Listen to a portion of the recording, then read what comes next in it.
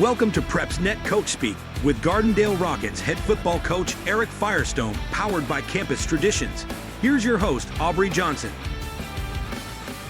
Welcome in, Coach. Thank you for having me. All right, so you lost the last two games, but one of those was by a very tight margin. We're going to talk about it, but first, let's talk about the Jackson-Olin game. Okay.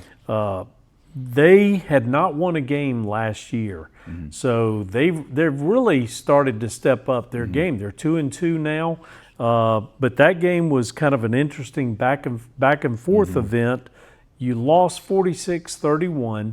Tell us about it. Well, Coach Webb does a really good job over at JO. Yeah.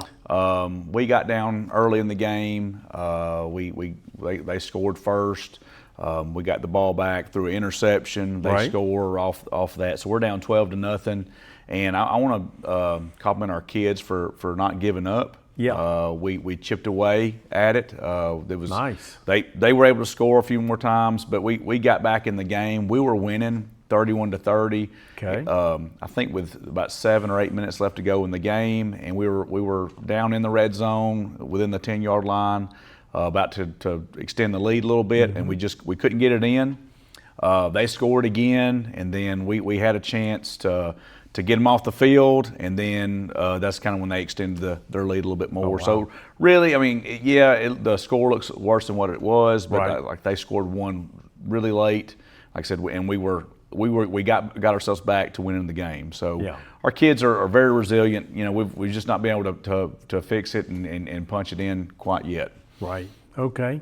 So let's talk about the tight one then. Okay. Last Friday you played Minor, and you almost had them, but it was a 35-33 affair. Correct. What happened in that game? Well, again, we're having some trouble with starting off the game. They return a kickoff return for a touchdown. Got ourselves in a hole early, but then our offense goes down, scores. Okay. So we're tied ball game. Right. Then we force them into an interception. We score, so we're winning at that point. Go back and forth for a little while. We get down, and then like our kids always do, we find a way to get some strength going, get some energy, and then we come all the way back. Wow. We had a few good things happen on special teams. In the third quarter, our defense really tightened up. We might be one of the best third quarter defenses in 6A. We just got to get the other quarters. Just got to figure out first, second, and fourth. That's right. Our halftime adjustments are really good. Good. And so we were able to. We got the ball back with around 5 minutes left to go in the game, and we took just about all of it. We scored with less than a minute left to make it. Was it? Down by 2, we go for 2, and we weren't able to get in. But just again, our kids, every week they continue to fight. We're trying to find a way to stay in the game. Sure. Of our 5 games that we've played, we've led in 4 of them at some point. We've got to find a way to tighten up a little bit more on defense and keep doing what we're doing on offense, especially the last couple of weeks. Right. Like you said, last couple of weeks, 31, 33 points. You're putting up some points there, Coach. Tell us who played well. Well, in the Jackson-Olin game, Jackson Hanner, he continues to play well for us. Right. This past week, we had Ridge Wiggins. He stepped in for Parker Robinson, so he'll be our quarterback going forward. Okay. He threw for a little over 200 yards and 3 touchdowns. Wow. Yeah, he had a really good game. Yeah. No sacks. He did a really good job of taking care of the football and getting it to the playmakers. Okay. Trey Crum, he had 2 touchdowns on Friday. One in the first quarter and the one at the very end of the game. He played real well. Our offensive line continues to play great. Okay. Defensively, Carson Ellis, he's kind of our bell cow. He is doing outstanding, and he's doing great, and he's trying to get those guys rallied around him. Right. Good. So, any injuries of note the last 2 weeks? Well, we've had that's just kind of been the story of the season for us. We've had several injuries. It's like when I get the report from our trainers, like who's coming off, who's going on, and that's basically what it's been all year. Wow. It's grown. Hopefully, we're to the point now where we'll maybe plateau off and it'll decrease. Our quarterback that started the season, Parker Robinson, he's probably going to be done this year. Oh man. Yeah, he had two concussions within a few weeks, and just best for him to go ahead and just focus on baseball. And I mean, again, he's still on the team, and he's been a good leader, and he's been a good cheerleader for us as well. Right. Again, very thankful that he played this year. Another defensive lineman had Aiden Hadaway. He had a concussion this week. It's just one of those things this year. There's really no way to kind of put your finger on what's causing things. I mean, we're doing the right things. We're making sure they're wearing mouthpieces. We're hydrating the kids. There's just one of those years. Okay, all right. So what can you say? It just is, right? Yeah, I mean, it's exactly right. I mean, I hate it when it's that year. It seemed like the first year I was here with Coach Eads in 2018, we had the same stuff happen. And then other years, we had just bumps and bruises all year. Yeah. So it's just it's a flip of the coin. Sometimes it is. Yeah. Sometimes it is. Okay. So, Coach, right now you sit at mid-season. Tell us, kind of give us an assessment of the schedule thus far. Well, we've had a tough road so far. Right. We obviously win or loss is not exactly how we wanted it. Right. We knew going into the year that we had a lot of inexperience. That's continuing to kind of show its head a little bit in games and youth. With the injuries.